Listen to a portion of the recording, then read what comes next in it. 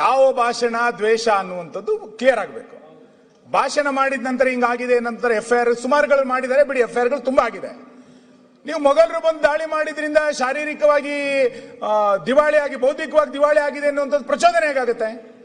ಒಂದು. ಎರಡನೇದು, ನೀವು ಚಿಕ್ಕಮಗಳೂರಿನ ಜಿಲ್ಲಾ ಪೊಲೀಸ್ ಇನ್ಸ್ಪೆಕ್ಟರ್ ಕಾಯ್ದೆ ಬರೋಕ್ಕಿಂತ ಮುಂಚೆನೆ ರೈಟಿಂಗ್ ಅಲ್ಲಿ ಇದನ್ನು ಕೊಟ್ಬಿಟ್ರೆ ಏನ್ ಪರಿಸ್ಥಿತಿ? ಹಾಗಾಗಿ ನನ್ಗೆ ಎರಡೇ ಡಿಮ್ಯಾಂಡ್. ನೀವು ಯಾವುದೇ ಹಿಂದೂ ಸಮಾಜೋತ್ಸವಗಳಲ್ಲಿ ಗಲಾಟೆ ಆಗಿಲ್ಲ, ಗಲಾಟೆ ಮಾಡೋ ಉದ್ದೇಶದಿಂದ ಸಮಾಜೋತ್ಸವ ನಡೆಯಲ್ಲ. ಕ್ಲಿಯರ್ ಗೊತ್ತಿರಲಿ ನಿಮಗೆ, ಸಮಾಜೋತ್ಸವಗಳು ಎಲ್ಲೂ ಗಲಾಟೆ ನಡೆದಿಲ್ಲ. ಯಾವ ಹಿಂದೂಗಳು ಸೇರಿದಾಗಲೂ ಕೂಡ ಗಲಾಟೆ ಆಗಿಲ್ಲ. ಗಲಾಟೆ ಆಗಿದ್ದು DG ಹಳ್ಳಿ, KG ಹಳ್ಳಿನಲ್ಲಿ ಯಾವ ಕಾರಣಕ್ಕೆ ಅಂತ ಗೊತ್ತಿದೆ, ನಾನು ಚರ್ಚೆ ಮಾಡ್ಲಿಕ್ಕೆ ಹೋಗಲ್ಲ. ನೀವು ವಿನಾಕಾರಣ ಹಿಂದೂ ಕಾರ್ಯಕರ್ತರನ್ನ ಟಾರ್ಗೆಟ್ ಮಾಡಬೇಡಿ. ಒಂದು.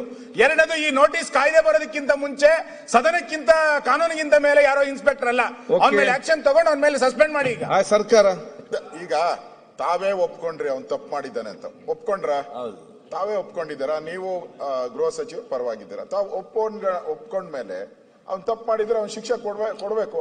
ಅವನ ಹತ್ರ ಸುಮೋಟೋ ಯಾಕೆ? ಈಗ ದಾಖಲೆ ಕೊಟ್ಟಿದ್ದೀನಿ ನಾನು, ಯಾರೋ ವಿರೋಧ ಪಕ್ಷದ ನಾಯಕನಾಗಿ ದಾಖಲೆನೇ ನಿಮ್ಗೆ ಕೊಟ್ಟಿದ್ದೀನಿ. ದಾಖಲೆ ಕಣ್ಣು ಎದುರು ದಾಖಲೆ ಇದೆ. ಇನ್ನೇನ್ ಕೇಳ್ಬೇಕು ಅವನ್ನ?